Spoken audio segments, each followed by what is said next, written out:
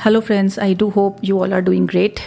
Friends, जब हम नीचे खड़े होकर ऊंचाई की ओर देखते हैं तो हमें ऊंचाई हाइट्स बहुत ज़्यादा भली लगती है, अच्छी लगती है और ऐसा लगता है जैसे कि हम जब उन ऊंचाइयों को छुएंगे तो नीचे की लोअर हाइट की जो परेशानियां हैं, जो स्ट्रगल्स हैं, वे सब छूमंतर हो जाएंगे and life will be much easier. However, even this turns out to be a myth.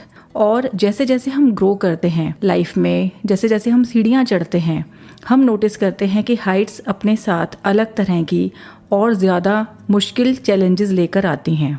The topic of today's podcast is about the inner challenges we have and one of them is ego, या जिसको हम हिंदी में अहंकार कहते हैं। Friends, जैसे जैसे हम प्रोफेशनली ग्रो करते हैं, अगर हम एकेडमिक फील्ड में हैं तो हम ज्ञान की सीढ़ियाँ चढ़ते हैं। If we are on a spiritual journey we keep awakening as life passes by. एक इमोशन जो हमें रेगुलरली विजिट करता है and if we excel in whatever we do, specially in that case, वो है ego. So which is actually mind generated, और ये हमें अंदर ही अंदर पोक करता है that we must feel superior than others, और ये हमारे अंदर एक फॉल्स आई, एक झूठे मैं को जन्म देता है। And let me tell you कि इससे डील करना काफ़ी मुश्किल होता है। एट द सेम टाइम इससे निपटना या इसे फिक्स करना इसलिए ज़रूरी होता है कि अगर हम ऐसा नहीं करेंगे तो इवेंचुअली ये हमारे डी जनरेशन का कारण बन जाएगा और हमारी अब तक की सारी मेहनत जो हमने ये मुकाम हासिल करने के लिए की है, सारी सक्सेस खा जाएगा। Not only that, but also it will affect our personal lives in terms of relationships and peace of mind as well. I am sure many of you will be able to relate to what I am talking about right now. So what to do? हम में से जो थोड़ा patiently इस ego के जो encounters हम face करते हैं उनके साथ डील करते हैं, वो अपने आप को संभाल लेते हैं, और जो नहीं कर पाते हैं, हम अपने आसपास काफ़ी एग्जांपल्स देख सकते हैं कि उनके साथ क्या होता है। We all know that. So here I am trying to talk about the ways about how to deal with ego as we grow. Friends, Descartes एक बहुत फेमस फिलोसोफर हुए हैं जिन्होंने एक फ्रेज दिया था, I think therefore I am. और consciousness की एग्जिस्टेंस को प्रूव करने के लिए इस सेंटेंस को फिलोसोफर्स की दुनिया में बहुत सालों तक बहुत अच्छा माना जाता रहा।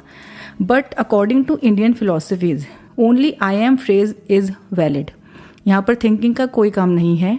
कोई चेतना सोचती है इसलिए उसका वजूद है, ये सोचना बहुत ज़्यादा गलत माना जाता है इंडियन फिलोसफीज में। स्पिरिचुअल टीचर एखार्ट टोले भी कहते हैं कि थिंकिंग जो है वो माइंड का काम है, कॉन्शियसनेस का काम नहीं है।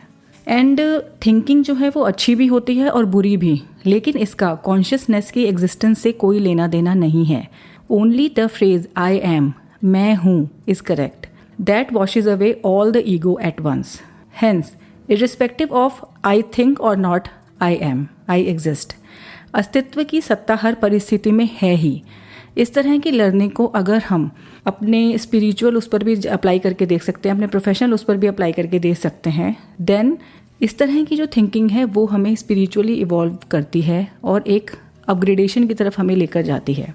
दूसरा तरीका फ्रेंड्स ये है कि आपको याद होगा एक पॉडकास्ट में मैंने हाउ टू ओवरकम फियर पर बात की थी, जिसमें मैंने आप सबको बताया था कि जैन फिलॉसफी में fear is one of our inner possessions. Well, ego too is one of our inner possessions. ये पोजेशन जो हमारे पास होते हैं, जिनके साथ हम अपने आप को रिलेट करते हैं कि ये हम हैं, बट एक्चुअली में ये हम नहीं होते। इस तरह का कॉन्टेम्पलेशन भी हमें एक तरह की फ्रीडम प्रोवाइड कराता है। Hope you will agree with this. So friends, next point है कि हमें अपने प्रोफेशन को, बी इट एनीथिंग, उसके माध्यम से हम जो भी अर्न कर रहे हैं, चाहे वो मटीरियलिस्टिक हो या वो रिस्पेक्ट हो, we must think that we are only the mediators to perform something bigger which the universe does through us. You know, as a writer I feel it all the times कि लिखते समय I am a medium only and some higher divine power expresses itself through me. Not only me but also all the writers feel the same, but actually it is true for all the profession. ये मुझे ऐसा लगता है। और इस realisation पर जो कर्तृत्व भाव है, जो हमारा करने का भाव है ना, जहाँ पर हम ईगोइस्टिक बन जाते हैं कि मैंने ये किया, मैंने ऐसा किया, मैंने ये सब हासिल किया, वो ख़त्म हो जाता है। And what left is humility, जिसको हम हिंदी में विनम्रता कहते हैं। फ्रेंड्स, एक बार मैं कुछ पता नहीं पढ़ रही थी, मैंने सचिन तेंदुलकर जी के बारे में पढ़ा था कि बॉम्बे में उन्होंने अपना कोई घर शिफ्ट किया and he did something so polite, so humble कि मतलब मेरा उनके प्रति दिल में बहुत ज़्यादा इज्जत हो गई।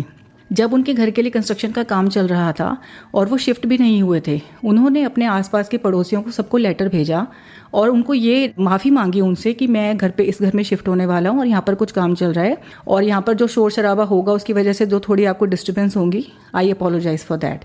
एंड मुझे लगा कि भाई अगर इतने अच्छे और इतने डिसेंट हम सभी लोग हो जाएं तो क्या बात है। एंड यू नो कि क्रिकेट को जितने हमारे देश में सम्मान दिया जाता है और सचिन तेंदुलकर जी की जो छवि है उसके हिसाब से देखा जाए तो शायद लोगों को पता चलता तो वो खुश होते कि चलो शोर भी मच रहा है, कोई बात नहीं, सचिन जी हमारे पड़ोसी बनने वाले हैं। बट तब भी उन्होंने ये स्टेप लिया और जब मैंने पढ़ा तो I felt really really nice about him. So friends, at last I would like to say कि बाहरी संघर्ष या चैलेंजेस तो हमारे हाथ में है नहीं, लेकिन at least we can deal wisely with our inner challenges and if we deal with ego in a healthy way. ये हमारे कॉन्शियस को तो क्लीन रखती ही है, हमें मेंटली भी हल्का रखती है और हम चाहे जो मतलब फिजिकली हम जो कमाएं या ना कमाएं, हम रिस्पेक्ट और गुड कर्मा तो डेफिनेटली अर्न करते ही हैं। और यहाँ पर हमारी जो यात्रा है विच इज़ कॉल्ड लाइफ, उसका पर्पस बहुत अच्छे से सॉल्व होता है और हमें जाने के बाद भी बहुत से लोग याद रखते हैं। So that is it for now friends, see you next week with a new topic. Take care, good bye.